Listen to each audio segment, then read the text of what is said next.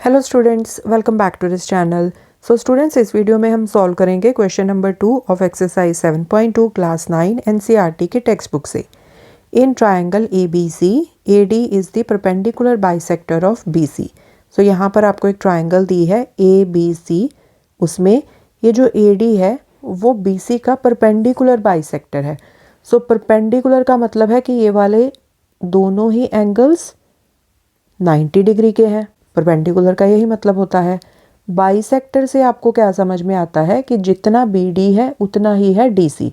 सो मतलब D B C का mid point है। So B D is equal to D C. Okay, अब आगे पूछा क्या है, show that triangle A B C is an isosceles triangle in which A B is equal to A सी।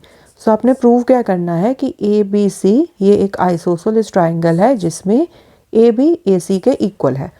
बहुत ही easy question है। इसमें आपने करना क्या है, आपने इन दोनों ट्राइंगल्स को ना, triangle A B D and triangle A C D, इन दोनों को कॉन्ग्रुएंट प्रूव कर देना है। ठीक है, सो जब इन ट्राइंगल्स को आप कॉन्ग्रुएंट प्रूव कर दोगे तो जो कॉरेस्पॉन्डिंग पार्ट्स होते हैं कॉन्ग्रुएंट ट्राइंगल्स के वो इक्वल होते हैं, right.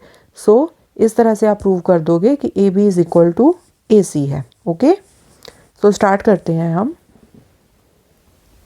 In triangle ABD and triangle ACD।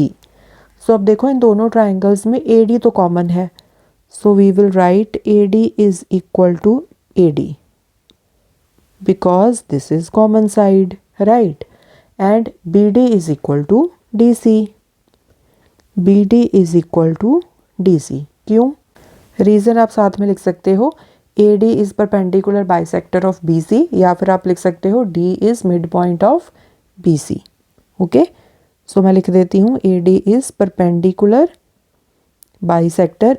Perpendicular के लिए ना इस तरह से आप इस तरह से उल्टी T, इस तरह से इस सिंबल का यूज़ कर सकते हो परपेंडिकुलर लिखने के लिए। ओके, सो मैंने यहाँ पर इस सिंबल का यूज़ कर लिया, AD is perpendicular bisector of BC।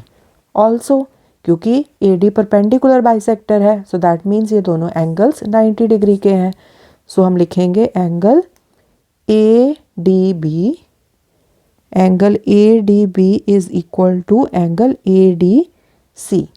Okay, angle ADC यहाँ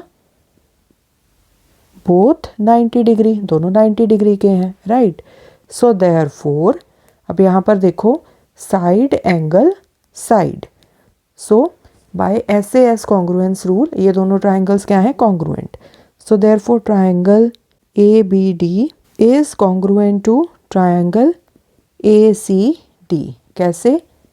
bye SAS congruence rule. Okay, so therefore AB is equal to AC। कैसे? By CPCT। Corresponding parts of congruent triangles are equal. Okay, so ये corresponding sides है ना दोनों triangles में। कैसे? देखो AD तो दोनों ट्राइंगल्स में कॉमन साइड है, BD DC के इक्वल है, मतलब ये दोनों आपस में कॉरेस्पॉन्डिंग साइड्स हैं, राइट। तो बची ये थर्ड साइड दोनों ट्राइंगल्स की। So AB is equal to AC because ये आपस में कॉरेस्पॉन्डिंग साइड्स हैं। ठीक है जी, so this was question number 2। बहुत ही ईजी क्वेश्चन था। आई होप आपको अच्छे से समझ में आया होगा। Next question we will solve in the coming videos. Thanks for watching. Take care.